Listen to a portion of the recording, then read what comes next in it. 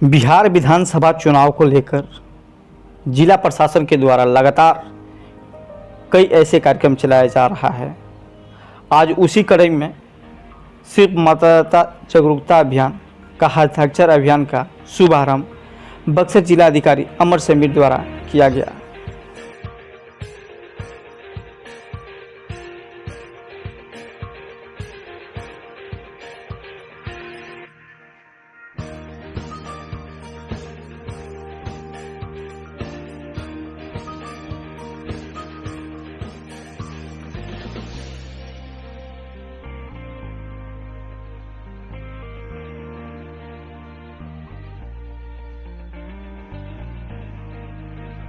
Sir क्या तैयारी है 2020 को लेकर के हम लोग का? देखिए अभी हम लोग पहले से भी कह रहे हैं कि जो इलेक्शन विभाग से जो भी हम लोगों को डायरेक्शन आता है उसके संबंध में हम लोग तैयारी पूरा कर रहे हैं। जो विभिन्न कोषांगों का है उसका गठन हो गया है, साथ साथ अभी हम लोग जो स्वीप का कार्यक्रम हम लोग कर रहे हैं। और जैसे ही इलेक्शन डिपार्टमेंट के द्वारा जो अन्य जो भी डायरेक्शन दिया जाएगा उसके अकॉर्डिंग हम लोग काम कर रहे हैं।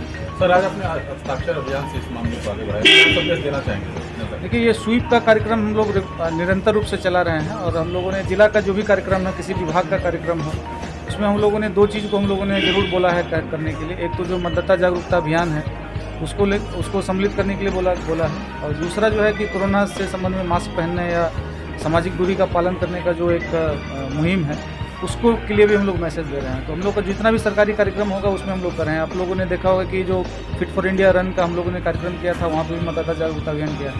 इसी तरह से सब जो है एक महीना का हम लोगों का प्रतिदिन का कुछ ना कुछ कार्यक्रम होगा और अलग अलग ब्लॉक में होंगे, कुछ जो मुख्यालय पे होंगे, उसमें बहुत सारी चीज़ें हैं, जैसे साइकिल रैली है, वॉकाथॉन होगा, अन्य तरह की जो प्रतियोगिता हैं, तो सभी तरह के सम्मिलित करके जो है वो डीडीसी साहब के नेतृत्व में ये स्वीप का हम लोग करते हैं। और जो कैंडिडेट सर एक अलग अलग जगहों से बात आ रही है कि लोग रोड नहीं होने का, सड़क नहीं होने का मतलब कह रहे हैं कि वोट नहीं देंगे। सर ऐसे में लोगों से क्या कहना चाहेंगे आप? देखिए उसमें जो भी हम लोगों के मुद्दे सामने आए थे हम आपको बता भी दे रहे हैं कि एक तो गो भरौली का मामला हो या ढाबी का मामला हो, बहुत जगह से हम लोगों को शिकायत मिल रही है, उसको हम लोगों ने अध्ययन भी किया है। उसमें दो दिक्कतें हैं। कुछ जो रोड बनाने के समय में कुछ पोर्शन है वो रैयती हो जाते हैं, तो रैयती ज़मीनों पे हम लोग जो सरकारी पैसा का उपयोग नहीं कर सकते हैं।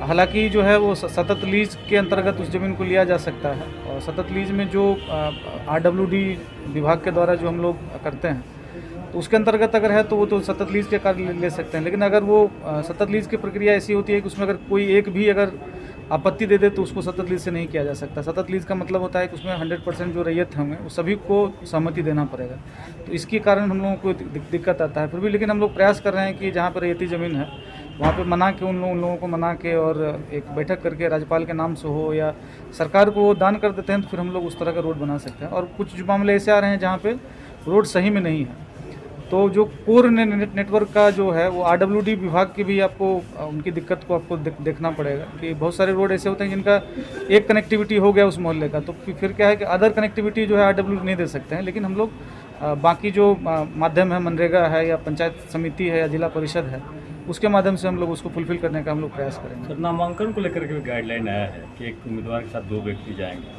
नामांकन को लेके जो है गाइडलाइन है, बहुत सारी गाइडलाइन आए हैं। कोविड को लेके स्पेशल गाइडलाइन आए हैं। जैसे फॉर एग्जांपल आपने एक सही बात बताया कि नामांकन के समय जो है वो अभ्यर्थी के साथ मात्र 2 व्यक्ति आएंगे। उसी तरह से जो है कॉन्वॉय का चलता था, पहले कॉन्वॉय में 10 गाड़ियाँ एक साथ चलती थी, अब है कि एक कॉन्वॉय में मात्र 5 गाड़ी को ही वो किया गया है।